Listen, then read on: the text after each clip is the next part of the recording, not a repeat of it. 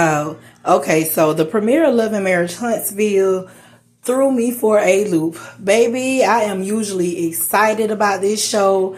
I am up in arms. I'm like, look, let me go ahead and get my little snack together and let me get comfortable and cozy. But this here, I don't know what to say. I think that the hate that these people have for Melody is just, it's too much for me to tolerate. And I don't know how much more of this show I can take. When Martel was sitting down with his mom and she was saying things like, oh, you're a good man, you're a good dad, you made a mistake. And I can see Melody who for who she really is to send you to jail over a text message. Lady, shut the hell up. You should be able to see your son for who he truly is. But you can't do that because you're steady coddling a grown man. Marlene failed her son. This is what people be talking about when they say, mama boys, mama, whatever you want to call it. This is the definition of a woman, when people be saying that women treat their sons like their husbands and their men. Marlene is a poor excuse of a woman and a poor excuse of a mother. And I don't care what you say. I have a child. I have a son, my only child, and I love him beyond measures where it goes to the end of the earth for him. But one thing I refuse to do, he's 6 years old, and I hold him accountable for the things that he do, whether it's missing an assignment in school, misbehaving in school, not listening to me at home. I do not uphold him in mess. Now, I won't let nobody hurt him, and I refuse to let anybody mistreat him. But to uphold him in something that I can help him to understand where he's wrong, baby, I ain't doing that. I'm not doing that. Marlene would sit up and have Martel to think that he is God's gift to earth. He was God's gift to Melody. And she sit. Oh my God, I'm just so upset about this. This is crazy. That woman is a drunk. She need a new wig. She need to go get her teeth done.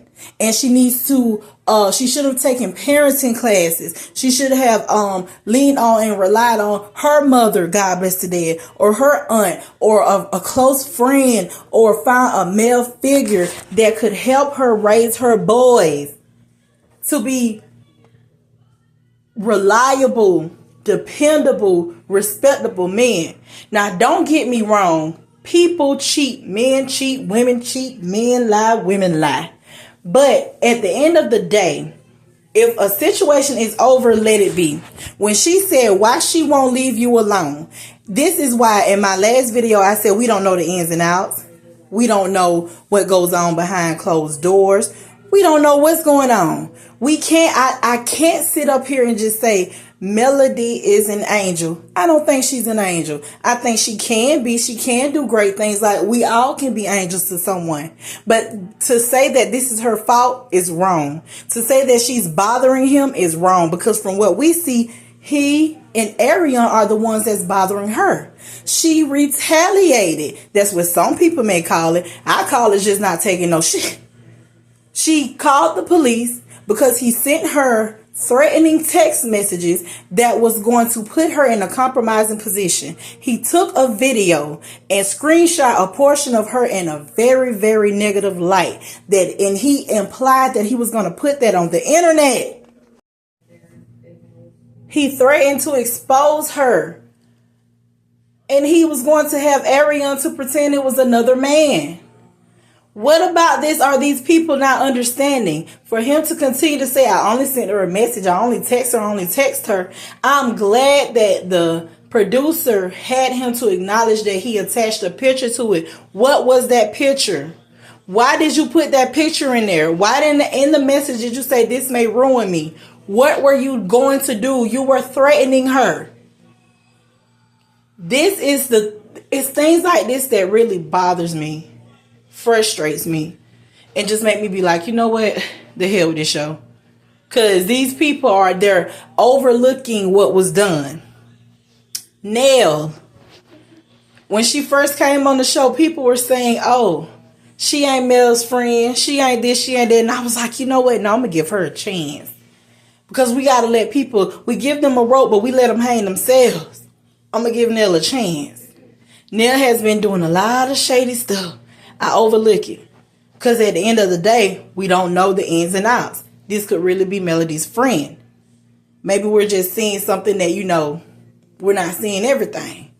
But when she sat there with Stormy and she said she don't agree with Martel going to jail because she don't agree with black people, black men getting locked up. Baby, if you are judging this situation off of your jailbird son, that's your problem. Why is your son in and out of jail? Is this something that he deserved? You cannot sit and say you don't agree with what she did because of what's going on in your personal life with your children. What kind of friend is that? You've been around this woman her entire marriage. You've counseled her and her then husband. You know his behaviors. You know what he does. You know his temper and his attitude. But because you have personal issues with your child and the system, you can't put that to the side and look at what your friend is going through. That is not your friend. I was giving Nell a chance. Nell is done in my book. I'm to the point in my life where I went through friendships. I've lost friendships, relationships. Majority was not my fault, but I can take blame in certain aspects of it because I know I'm not as trusting. One little thing you do have me looking at you crazy. And that can take me to a negative space from that point thereon. So maybe that's something I have to work on. But from that conversation and how this lady is handling herself, I'm done with Nell, baby. You ain't got but one time to show me as a friend that you don't have my back and that you can't empathize with me.